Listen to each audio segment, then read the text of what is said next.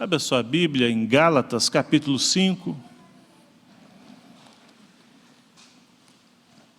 versículo 1 ao 12. Carta do apóstolo Paulo aos Gálatas,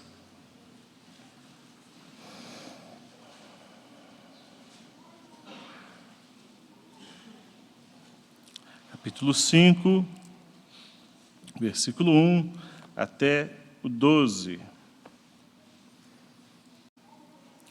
Diz assim a palavra de Deus. Vamos nos colocar de pé novamente?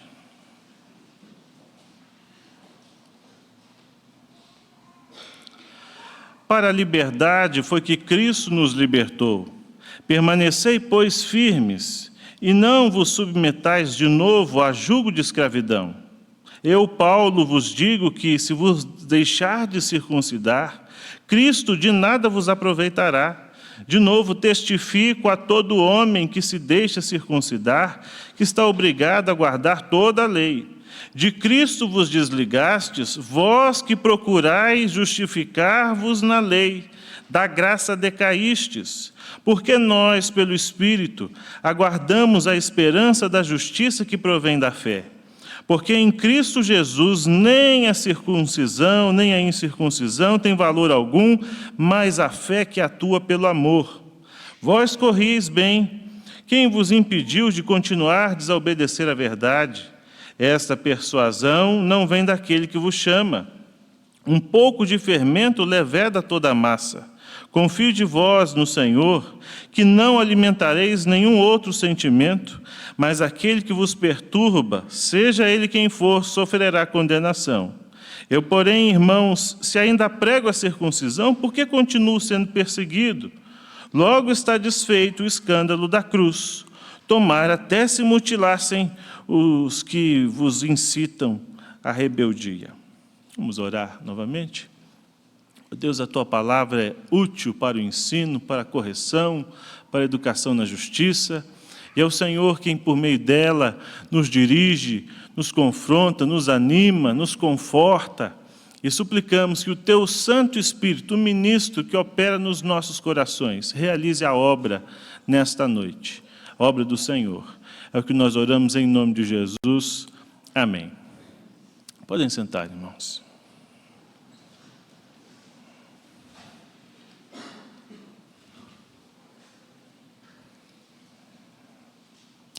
Liberdade. A liberdade. Afinal de contas, o que é liberdade? Me lembro quando eu era criança, ainda não conhecia a igreja, não era evangélico, e falava para minha mãe assim, eu estou doido para fazer 18 anos, porque quando eu fizer 18 anos, eu vou ter a minha liberdade.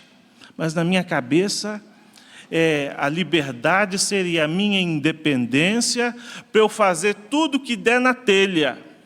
Na minha cabeça, a liberdade seria uma vida sem ninguém falar nada que eu devo fazer. Para mim e para muitos, liberdade é exatamente isso. Liberdade é você fazer o que você bem entender. Liberdade é você fazer o que você quiser, independente se alguém falar algo contrário. Quem é você, pastor, para falar da minha vida? Porque eu tenho a minha liberdade. Eu faço o que eu quiser. Muitos acham que isso é liberdade.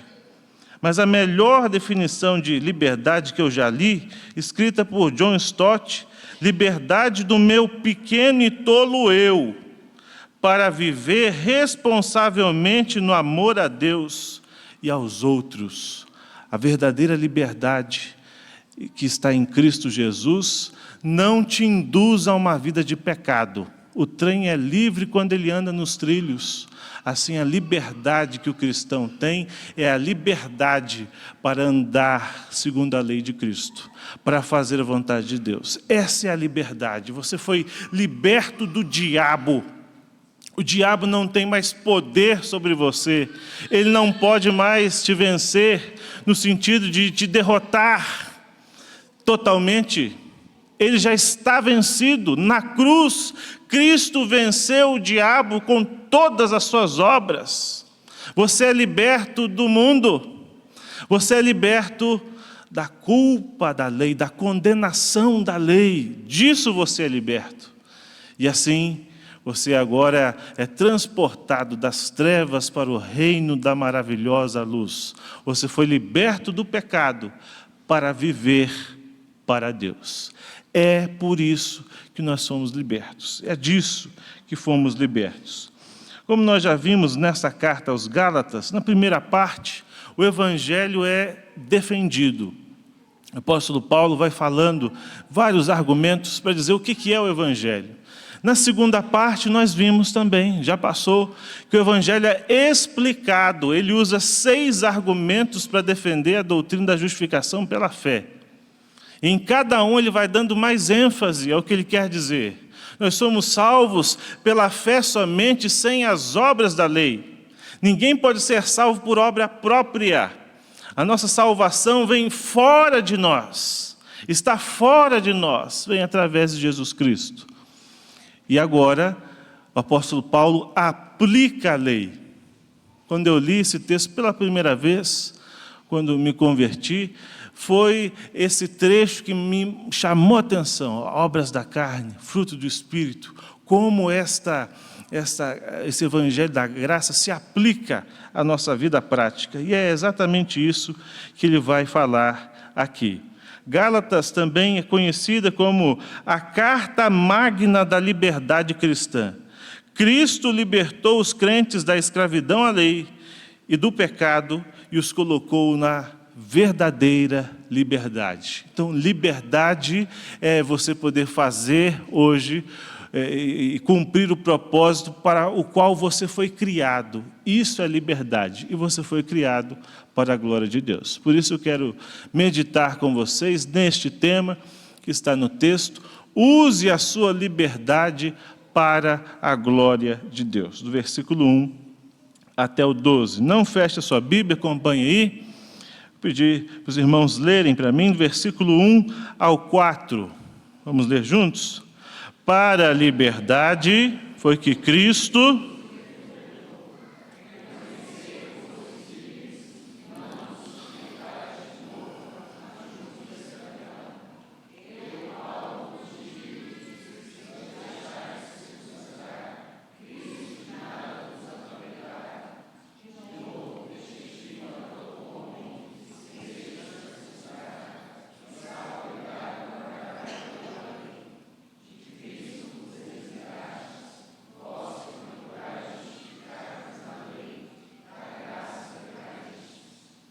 Então, Cristo te libertou para te pôr em liberdade. Fica firme.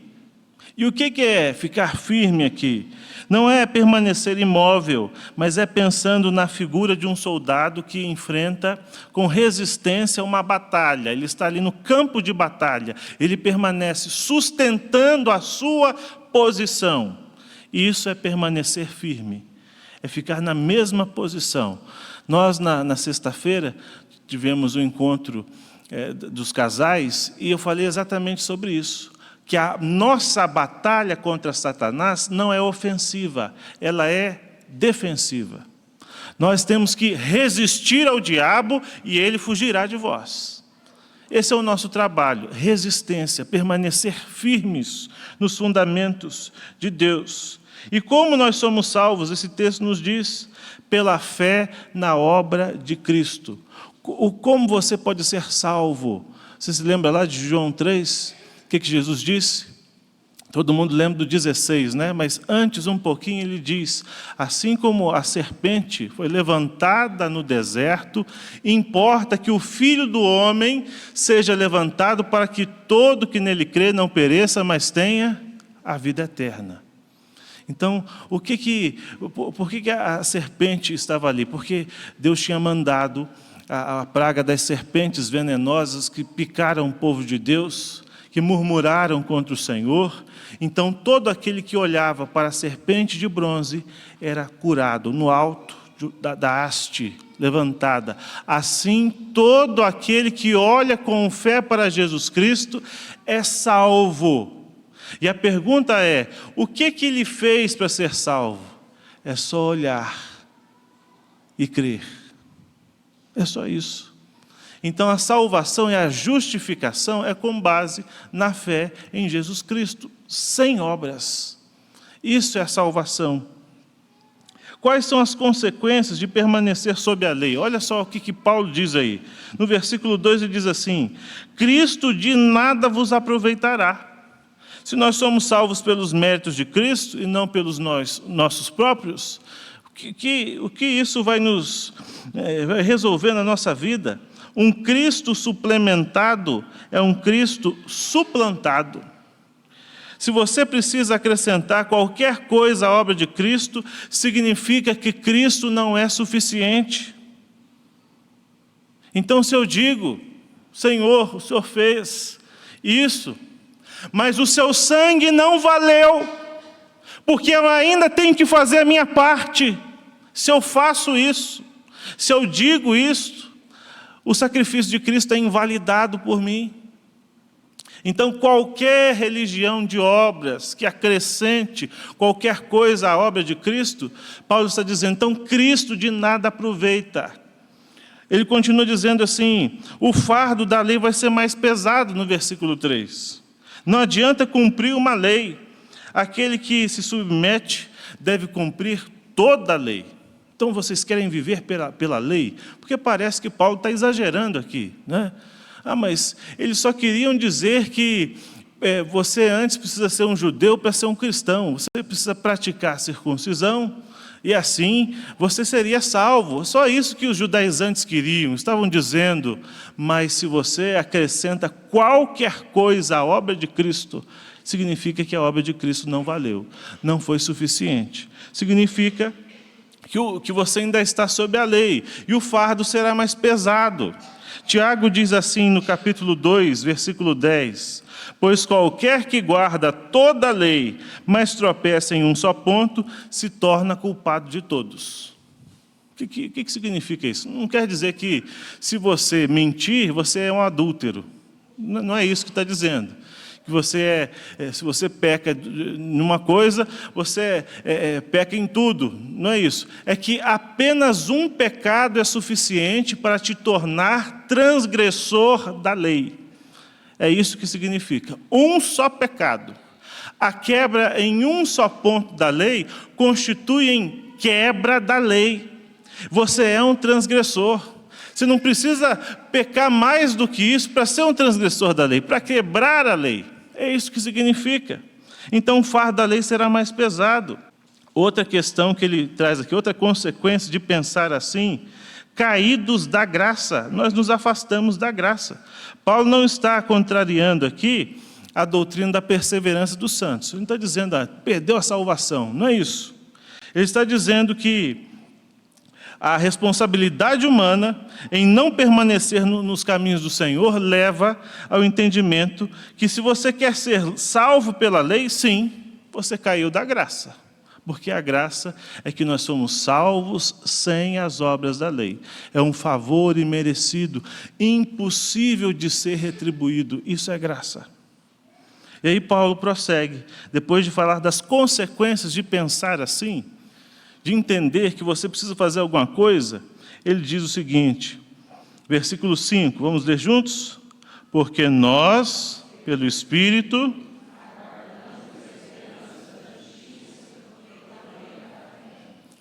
grave aí essa expressão Espírito, porque ele vai, durante esse capítulo, traçar a diferença entre espírito e carne. Ele vai trabalhar bastante sobre isso.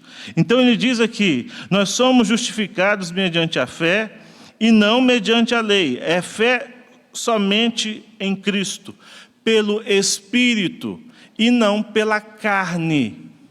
Perceba, é pelo Espírito, é pela fé, é obra de Deus, é pela promessa, é pela graça, não é pelo que você fez.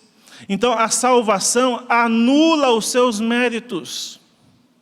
Você não pode chegar diante de Deus e dizer assim, olha, eu mereço. Salvação não é o presente do Papai Noel, né? Muitos falam para os filhos, não, olha, fique bonzinho, você ficar bonzinho o ano inteiro, olha, você vai ganhar um presente. E tem gente que acha que salvação é assim. Eu mereço o Senhor.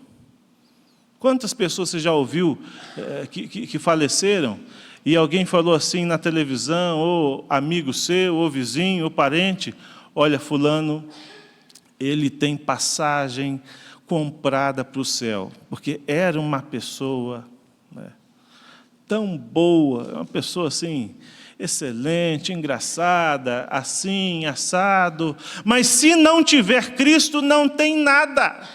Sem fé é impossível agradar a Deus, só Cristo pode salvar alguém, só pela obra de Jesus, não pelos nossos méritos. Aí olha o que ele vai dizer no versículo 6, vamos ler juntos. Porque em Cristo Jesus, nem a circuncisão,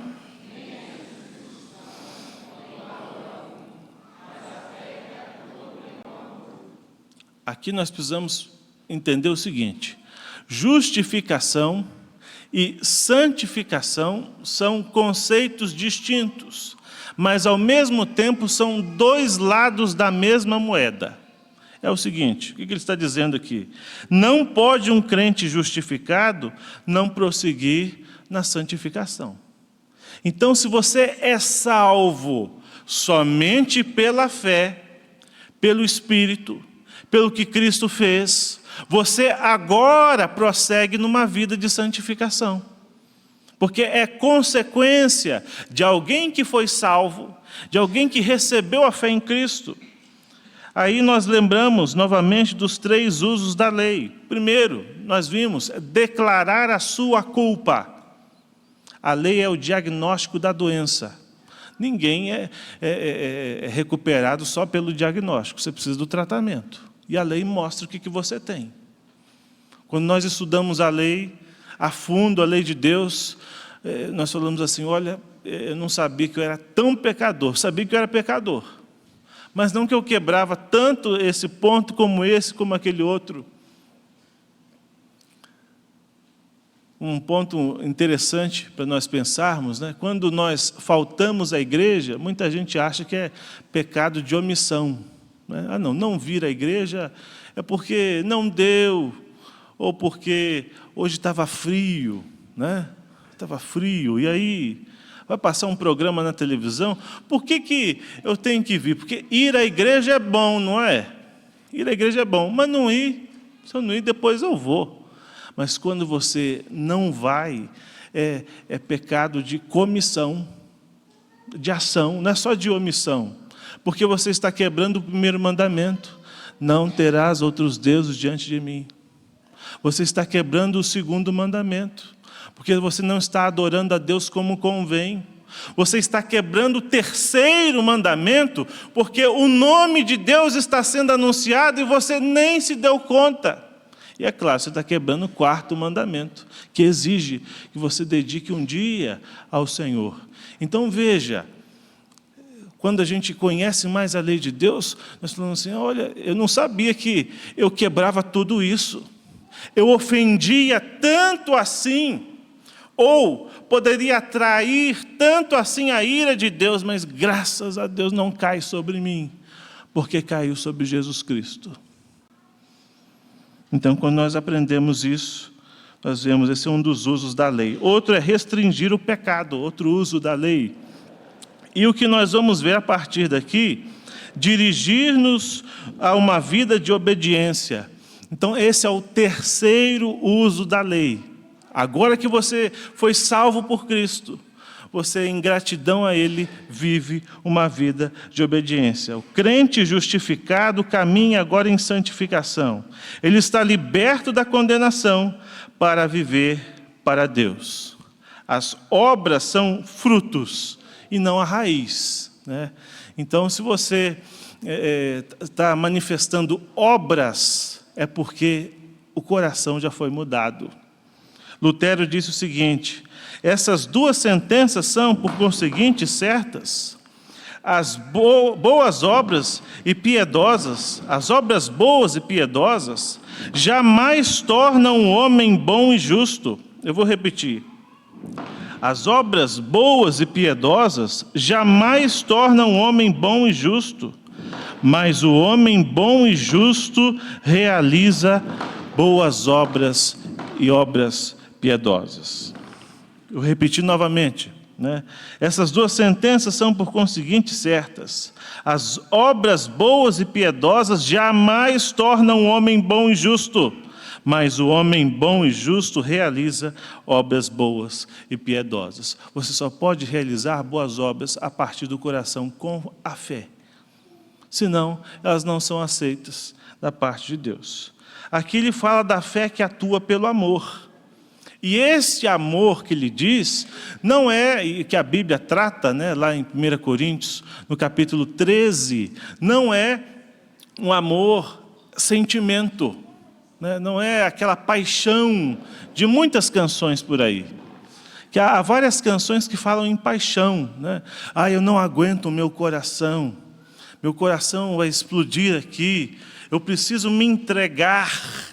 O que essas canções estão falando?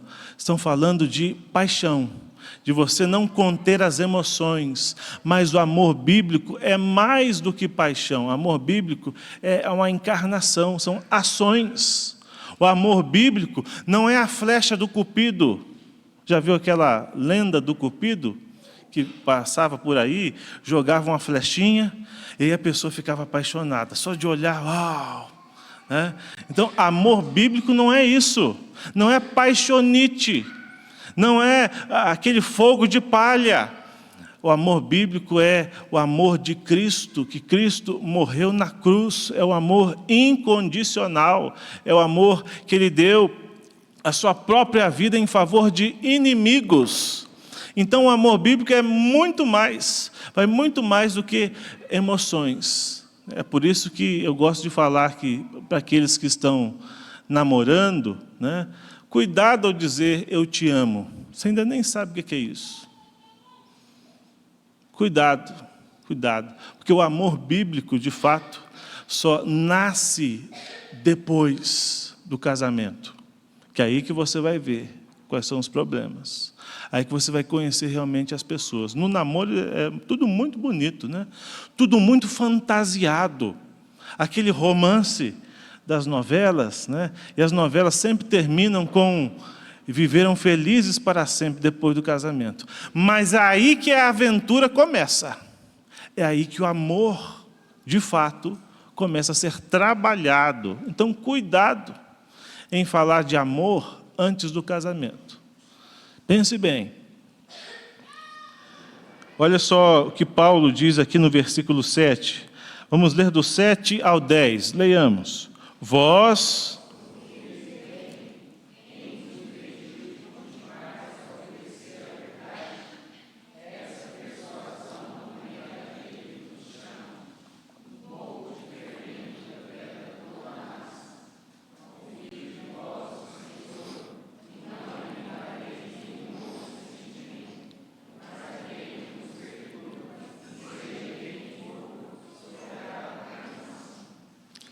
Aqui ele traz duas ilustrações. Uma proveniente dos esportes. Ele fala, vós corris bem, é a figura da corrida. Eles corriam bem, mas algum obstáculo apareceu no caminho. Não adianta só começar bem, é preciso terminar bem. Eu ouvi essa frase do reverendo Hernandes e nunca mais eu esqueci. Não adianta você começar bem, é preciso terminar bem. Tem muita gente que começa bem a corrida, mas aí no meio vai se esquecendo do que está correndo. E na corrida da vida é assim também. Aqui ele está falando da batalha pela verdade. Eles começaram bem, mas estavam se desviando pelos obstáculos que os falsos mestres colocaram no caminho, eles estavam se desviando da verdade. O nosso desafio, irmãos, não é inovar, é ser fiel, é permanecer firmes. O hino 382 do nosso hinário é o hino da mocidade presbiteriana. Você já reparou na primeira estrofe que diz assim?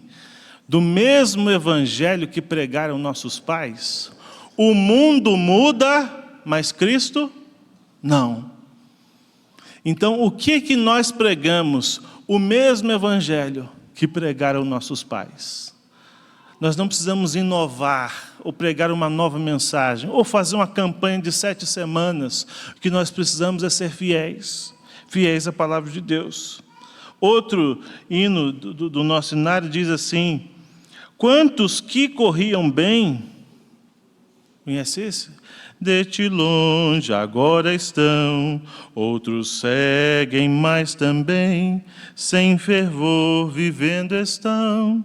Vem, ó vem, Senhor Jesus, nossas almas despertar. E no 132, quantos que corriam bem, de ti longe agora vão. Muitos já passaram por aqui e não estão mais aqui. Muitos foram batizados nesses 25 anos da capela. Ouviram a mensagem, ouviram a palavra de Deus e hoje estão longe de Cristo. Não adianta você começar bem, você tem que continuar bem e você tem que terminar bem. Paulo usa ainda a figura da culinária. Ele fala do fermento, né? Por que o fermento? O fermento na Bíblia é símbolo da hipocrisia, do pecado e da falsa doutrina. O fermento, por menor que seja em quantidade, transmite sua acidez para toda a massa. Nós devemos, irmãos, ser muito cautelosos, não permitindo qualquer alteração na doutrina. É isso mesmo, pastor? Exatamente. Uma heresia não é algo inofensivo. É um pouco de fermento que leveda a massa toda. Não podemos ser tolerantes com a falsa doutrina. A gente não pode ficar pensando, não, mas um pouquinho só, o que custa? Está todo mundo fazendo isso, ouvindo isso, seguindo esse rumo. Um pouco só de fermento leveda a massa toda. Se eles confiassem que eles precisavam se circuncidar para serem cristãos, eles estariam anulando o sacrifício de Jesus Cristo.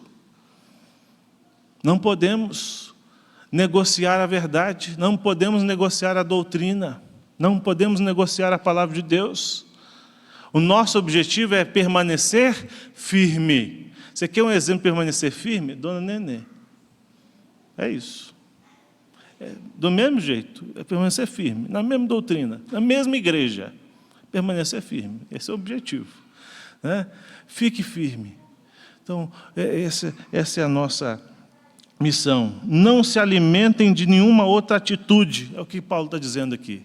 Fiquem firmes.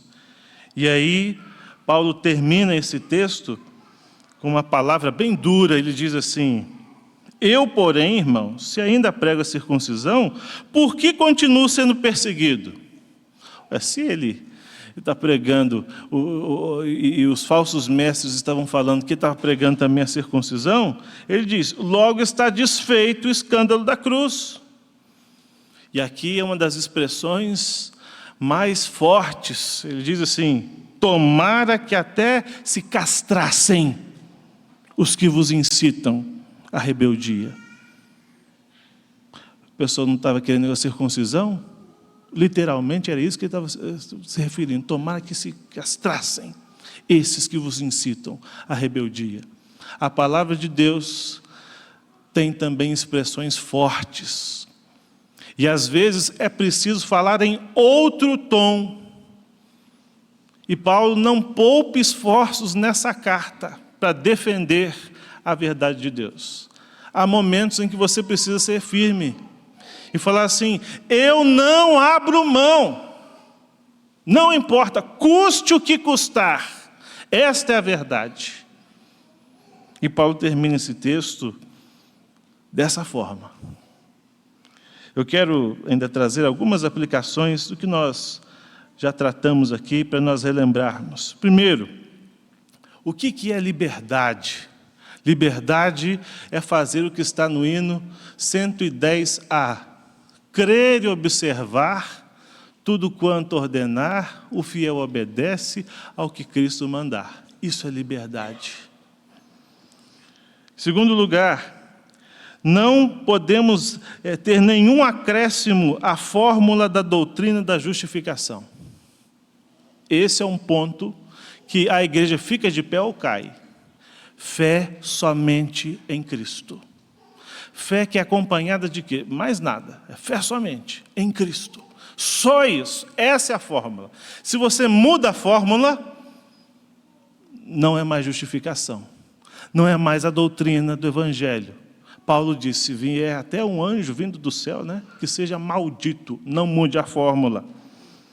De uma vida fora da lei para uma vida debaixo da lei. Por isso que não existe crente fora da lei. Ué, pastor, mas nós não vimos que nós somos libertos? Fomos libertos da condenação da lei. Quando você deitar sua cabeça no travesseiro, lembre-se, Cristo pagou por todos os seus pecados. Que maravilha! Mas isso não é um salvo-conduto para você fazer o que você bem entender, porque a sua vida não te pertence à sua vida de Jesus. Você tem um Senhor, um Rei, que o Rei manda, eu obedeço. E por fim, confiança em Cristo só, pela fé somente. Você se lembra daquele cântico? Em Cristo só confiarei. Em Cristo só confiarei. Mais nada. Essa é a matemática do crente, né? Jesus mais nada é igual a tudo. Se você mudar essa fórmula, você não é crente mais. Cuidado. Cuidado com um pouquinho de fermento. Foi isso que fez com que vários se desviassem da fé. Foi essa a batalha da reforma protestante. E até hoje nós pregamos. Porque há muitos evangélicos acrescentando várias coisas. A doutrina perfeita da graça, dizendo, olha, você pode ir para o céu sim, mas você tem que dar o seu dízimo. Você tem que participar da campanha das 7 semanas, tem que comprar a trombeta de Israel, você tem que passar pelo Vale do Sal. Eu estava numa cidade que inventaram a famosa cruz iluminada. Arrumaram um pedaço de madeira, né? Encheram de lâmpada, colocaram a cruz num lugar alto, e quem passasse debaixo da cruz iluminada, teria todos os seus pedidos realizados. Isso aí é o quê? Magia. É esfregar a lâmpada do gênio. É isso que muitos creem, mas isso é acrescentar qualquer coisa à obra de Cristo. Que Deus nos livre dessas coisas. Que Deus os abençoe.